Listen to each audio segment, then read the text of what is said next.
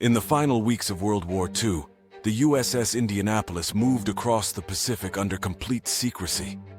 It had just delivered components of a weapon that would end the war, and now it sailed alone without escort on a route so classified that almost no one knew where it was.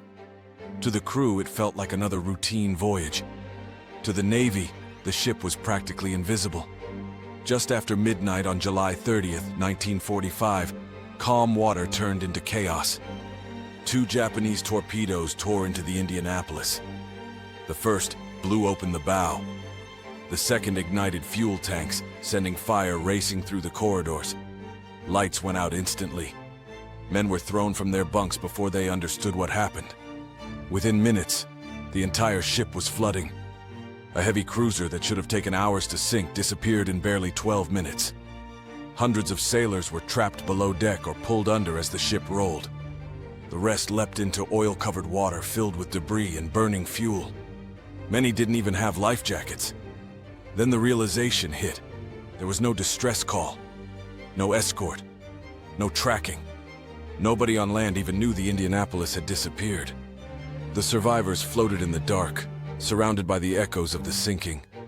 The night sky blended with the black ocean until the men couldn't tell where one ended and the other began. Groups formed around bits of debris. They tried to stay close, but the current slowly separated them. When sunrise came, the real battle began. The heat was blinding. With no shade and no fresh water, dehydration set in quickly. Salt water blistered their lips and skin. Some men, driven mad with thirst, drank the ocean water. Within hours, they slipped into hallucinations. One sailor swore he saw a Japanese submarine and tried to swim toward it. Others imagined rescue ships or islands on the horizon that disappeared as soon as they blinked. Some believed they were back on the Indianapolis and drowned walking down imaginary hallways. Then they noticed the shapes moving beneath them. Sharks. Dozens of them. At first they circled slowly, drawn by the sound of the explosion and the smell of blood and fuel. They started with the bodies drifting at the edges.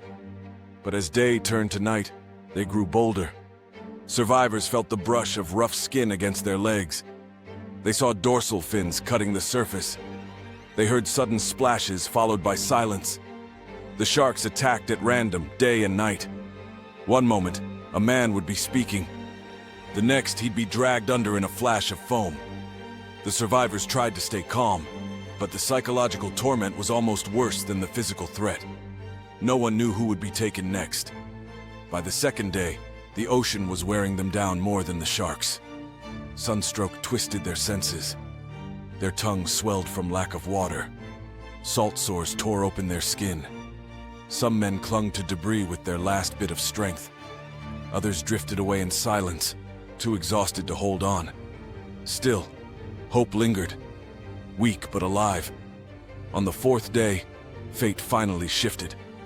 A patrol plane flying a routine mission spotted something strange, an oil slick stretching for miles. The pilot dipped lower and saw life jackets, then arms waving, then dozens of bodies scattered across the sea. The pilot immediately called for help. Rescue ships and seaplanes rushed toward the survivors. One pilot even landed his plane in dangerous swells, risking his own life to pull men aboard. Destroyers arrived and began hauling the survivors out of the ocean, many barely conscious, some unable to speak at all. When the ordeal ended, only 316 men from nearly 900 initial survivors were left alive. The rest had been lost to dehydration, exposure, salt poisoning, hallucination-driven drowning, and the unrelenting sharks that circled them for days. For decades, the tragedy remained overshadowed by the final days of the war.